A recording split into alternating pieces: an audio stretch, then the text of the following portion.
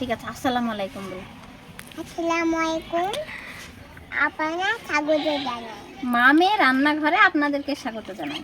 আমি আপনাদেরকে স্বাগত জানাই। আসসালামু আলাইকুম, মামে রান্নাঘরে সকলকে স্বাগত জানাই। আজকে আমরা বানাবো রসে ভরা চিতই পিঠা, তাই না? আমার বাসায় আম আছে। আজকে আমরা বানাবো রস চিতই পিঠা। তো শীত তো চলে এসেছে, এখন থেকে পিঠে পুলি খাওয়া দাওয়া শুরু। তো আমরা আজকে প্রথম বানাচ্ছি রস চিতই পিঠে। এই শীতের প্রথম রস চিতই পিঠে দিয়েই শুরু করছি, তাই না ইভা? তারপর আরও সব কিছু থাকবে রেসিপি, তো আপনারা দেখতে থাকুন আজকে রস চিতই পিঠে কীভাবে বানাচ্ছি। তো এই পিঠে বানানোর জন্য সবাই যে শুকনো চালের ব্যাস হয়েছে, শুকনো আতপ চালের গুঁড়ো ব্যবহার করে। তো আজকে আমি আতপ চালের গুঁড়ো ব্যবহার করব না, আজকে চাল ভিজিয়ে রেখেছি আতপ চাল, সেই চাল পিষে নিয়ে তারপরে রস চিতই পিঠে বানাবো। 2 ঘন্টা মতো ভিজিয়ে রেখেছি। এই ভেজা চালের গুঁড়ো করে তারপরে আর চিতই বানাবো। এবার তুলে নেব।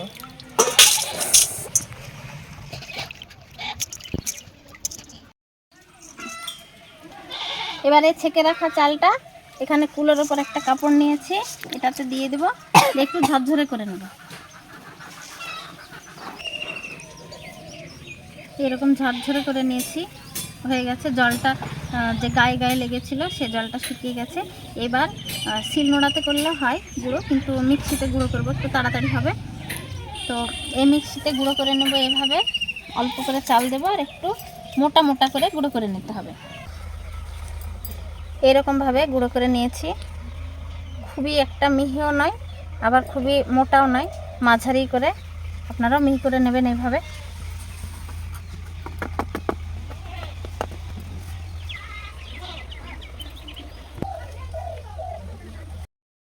হয়ে গেছে সব চাল গুঁড়ো করা। এবার ব্যাটারটা তৈরি করব, সেই জন্য একটু কুসুম গরম জল লাগবে। তো এটা এখন গরম করে নিচ্ছি।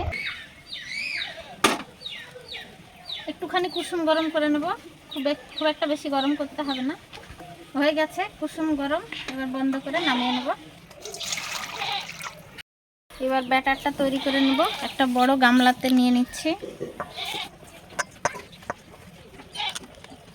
দেব স্বাদ মতো একটু লবণ, এই গরম জল হালকা হালকা করে দেব, আর ময়দাটা মেখে নেব। যেহেতু ভেজা ময়দা, এখানে গুটি ধরার কোনো চান্স নাই, শুকনো হলে গুটি ধরে যায়।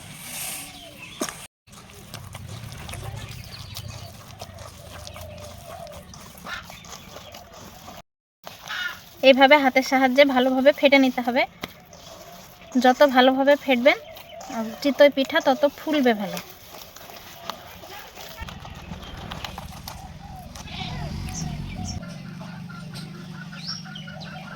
এইরকম পাতলা করে নিতে হবে। ওইদিকে ব্যাটারটা হাই করিস না, ওইদিকে ব্যাটারটা রেডি করে রেখে দিয়েছি। আর এবার সেরাটা তৈরি করে নেব চিতই পিঠের জন্য। তো এখানে আমি নিয়েছি চাকি গুড়, আপনারা খেজুরের ঝোলা গুড় নিলেও পারবেন। তা আমি এখানে এখন আপাতত আমার কাছে চাকি গুড়টা আছে, তো এটাই এখন জাল করে নেব। এটা পুরোটা লাগবে না, অর্ধেকটা লাগবে।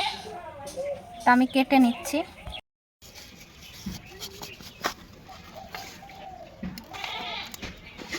তা আমি এই অর্ধেকটা নেব, তো এইগুলো আবার ছোট ছোট করে দেব, তাহলে গুলে নিতে সুবিধা হবে।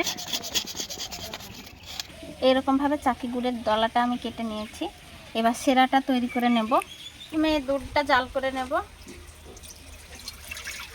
এখানে 1 কিলো দুধ নিয়েছি, এখানে কোনো জল দেব না, দুধটা একটু ঘন হলে বেশি ভালো হয় খেতে, সেজন্য আমি এখানে কোনো জল অ্যাড করব না, এমনি গরম করে নেব। এখন আমি একা একা রান্না করছি, আর ইভা গেছে স্নান করতে। ইভা এখনই চলে আসবে। এই তো ইভা চলে এসেছে, স্নান করা হয়ে গেল। আচ্ছা, এটা কি জামা? ইভার এটা আকাশ থেকে আলো পড়া জামা, মানে এই যে বোতামে আকাশ থেকে আলো পড়ে, আর এখানে 6টা লাগে, তাই তো? সেই জন্য এই জামাটার নাম কি? আকাশ থেকে আলো পড়া, তাই না? আচ্ছা, ফুটে গেছে দুধটা, এবার নামিয়ে নেব। সবাই নামিয়ে দুধটা দিয়ে সবাই খেতে পারবে। আচ্ছা, এখানে একটা ছোট্ট টিপস বলি যে দুধ আর গুড় একসঙ্গে কখনো জাল করবেন না, দুধটা কেটে যাওয়ার সম্ভাবনা থাকে। তো আলাদা আলাদা করে, সেজন্য আমি দুধটা আগে জাল করে নিলাম, যে পাত্র থেকে নিয়েছিলাম ওই পাত্রে ঢেলে দিচ্ছি। এবার দিয়ে দেব কড়াইতে আগে জল। জলটা গরম হয়ে গেছে, এবার দিয়ে দেব এই কুচি করে রাখা গুড়। এবার দিয়ে দেব কিছু গোটা এলাচ থেতো করে নিয়েছি আর দারচিনি, সেটা দিয়ে দেব এখানে।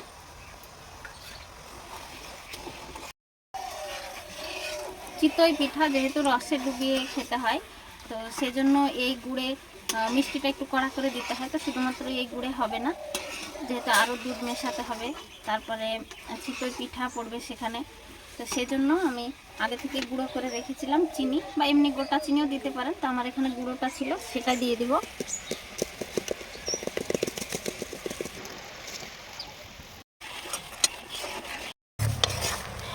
চিনি মিশিয়ে গুড়টাকে ভালোভাবে ফুটিয়ে নিয়েছি।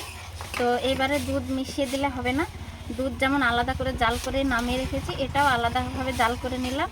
এবার দুটো ঠান্ডা করে নেওয়ার পর মেশাতে হবে। তো এটা নামিয়ে এবার ঠান্ডা হতে দেব। ময়দাটা আর একটু ফেটে নিচ্ছি হাত দিয়ে, আর একটু জল মেশাতে হবে। ফেটিয়ে রাখার পর দেখুন একটু ঘন ঘন লাগছে, আর একটু জল মিশিয়ে নিতে হবে।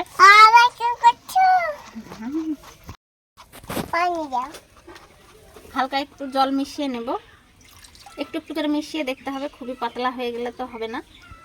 ব্যাটারটা একদম রেডি হয়ে গেছে, এই ধরনের পাতলা হবে, খুব একটা পাতলাও নয় আবার খুব একটা ঘনও নয়, ঠিক এইরকম। ব্যাটারে আর হাত লাগানোর কোনো দরকার নেই, একটা হাতা নিয়ে নিয়েছি। এবার হাতার সাহায্যে এখানে কাপ ভর্তি হতে তো 1 হাতার বেশি লাগবে, আর লাগবে আমার একটা কাপের 1 কাপ। তো সেজন্য এইভাবে 2 হাতা লাগছে, যেহেতু সেহেতু একটা কাপ নিয়েছি যাতে একবারেই দেওয়া যায়। তো এইভাবে কাপের সাহায্যে এইভাবে রেডি করে নেব। তো একটা মাটির তাওয়া নিয়েছি, তো চাইলে 7 খোলা মানে যেখানে 7টা খোপ থাকে সেটাও নিতে পারেন। তা আমার কাছে আপাতত এটা নাই, আমি এটা দিয়ে করছি। তো প্রথমে হালকা আঁচটা একবারে হালকা করে তারপরে তাওয়াটা গরম করে নিতে হবে। তো আমি গ্যাসের আঁচটা একেবারে হালকা করে দিয়েছি। তাওয়াটা গরম হয়ে গেছে, তো যে হালকা আঁচে দিয়েছিলাম তার থেকে একটু বাড়িয়ে দেব। এবার প্রথম ব্যাটারটা দিচ্ছি।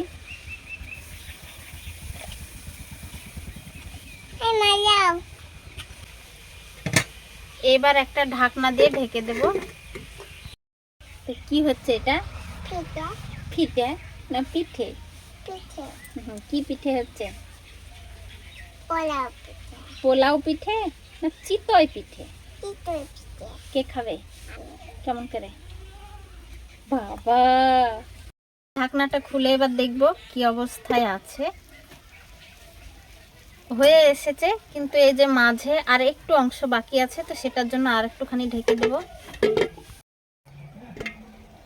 হয়ে গেছে। এবার তুলে নেব। উঠে গেছে সুন্দরভাবে, এবার রেখে দেব।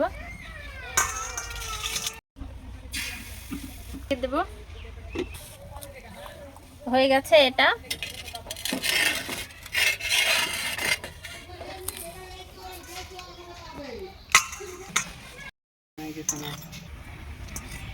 একটা করে পিঠে বানাচ্ছি, আর এইদিকে ঠান্ডা হয়ে গেছে গুড়টা আর দুধটা, এবার একসঙ্গে মিশিয়ে দেব।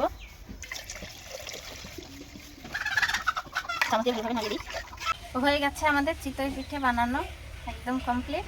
এবার রসে ভিজিয়ে দেব। আর ইভা একটা বসে পড়েছে খেতে। কেমন লাগছে ইভা? ভালো? আচ্ছা, একে সব ভিজিয়ে দেব।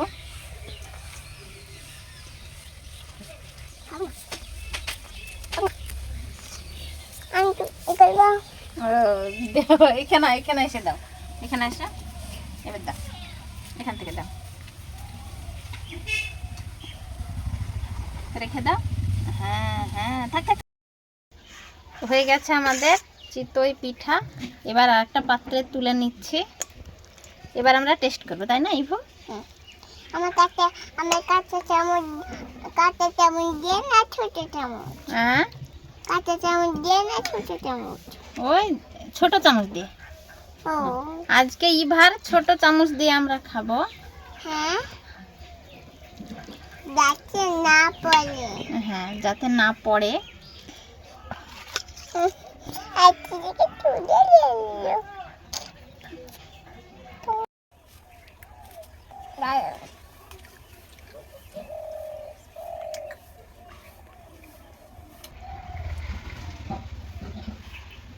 খুব সুন্দর হয়েছে, এভাবে বানিয়ে দেখবেন, খুবই ভালো হয় খেতে। তো আজকের ভিডিওটি এই পর্যন্ত, দেখা হবে আবার পরের ভিডিওতে। ভিডিওতে যদি কিছু ভালো লেগে থাকে লাইক করবেন, কমেন্ট করে জানাবেন কেমন হয়েছে। কমেন্ট করে জানাবেন কেমন হয়েছে কেমন হয়েছে। এই ধরনের রান্না পেতে মা মেয়ে রান্নাঘর চ্যানেলটি অবশ্যই সাবস্ক্রাইব করে রাখবেন। সবাই ভালো থাকবেন, সুস্থ থাকবেন আর সাবধানে থাকবেন। দেখা হবে আবার পরের ভিডিওতে। Bye bye.